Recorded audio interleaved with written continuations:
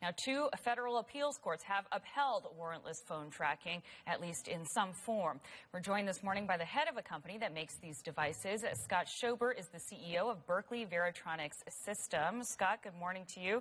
So you brought one of these. Is that the Wolfhound? Yeah, this is the Wolfhound-Pro. It's a cell phone detector, allows you to detect and locate cell phones, and it focuses in on the radio frequency, the actual transmissions from our phones. So when we send a text, when we make a phone call, email, Google search, our phones transmit from the mobile to the cell tower. And this device allows you to hone in on it, and it has a directional antenna, so you can actually target whatever the phone is and zoom in on it, and it'll actually alert you. It'll have a green pulsating laser as you get closer to the target that will allow you to quickly get it. So how close do you have to be to a phone in order to pick it up? You could be 500 yards away, and you could pick up on the signal, and it'll actually tell you what the actual frequency is on the screen. So we'll scan all the different cell phone bands. We're familiar with the LTE, 4G, GSM, so we could then scan and then hone in on a particular signal with a direction-finding antenna. How precise is the location data that it gives to the user? Well, very precise, because again, we're kind of looking for that needle in a haystack. When your phone is transmitting, the direction-finding antenna has got a very narrow beam that you could hone in on and walk right up to the target then. So the Wolfhound is described in the article as passive. It picks up signals, as you said, via a small antenna.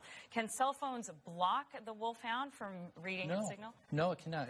Think of it this way. Maybe it's analogous to our cars all have FM, AM radios where signals are in the air all the time. Same thing with cell phones. We're picking up those signals. What we're doing is we're not delving in and looking at content, your private information, your phone number, your text, any content data there. So that means we don't have to break any laws, and it's truly passive, and we're not transmitting it. How many of these have you sold to law enforcement? Thousands to different agencies, to different groups, everything from guys tracking down drug dealers, maybe that have GPS trackers, in correction facilities. Can I hold it just to see how heavy it is? Okay, so you've sold thousands of these to law enforcement. Why do you think they're keeping relatively quiet about their use of these devices? Well, number one, there is really no law against using something like this, because we're not, again, stepping over that bounds. If you contrast it to some of the other intercept devices where they are truly tracking a person, they can have access to content there.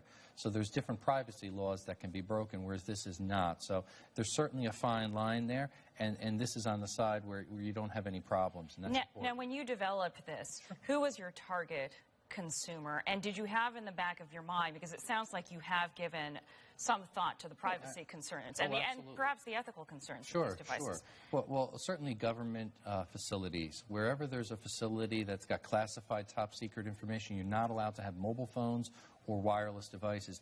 This is extensively used there. Another area that is a big area where we developed is correctional facilities, where contraband cell phones are brought in illegally, and they orchestrate crime. Could you see how it could be abused? Abuse, sure, absolutely. It's always that fine line. If it gets in the wrong hands, it could be abused. And we can sell to the general public, corporations, if they want to keep a secure boardroom, for example, so nobody can eavesdrop. Right.